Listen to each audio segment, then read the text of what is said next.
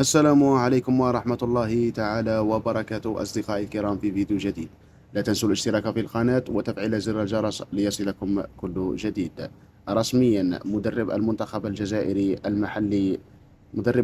المحلي الجزائري مجيد بوقرة يوجه الدعوة لكل من عبد الرحيم دغموم نجم النادي المصري، وآدم الناس مايسترو السيليا القطري، ورفيق جيتان مهاجم إسترول البرتغالي لتربص شهر نوفمبر، أين سيواجه المنتخب الجزائري منتخب مصر على مباراتين.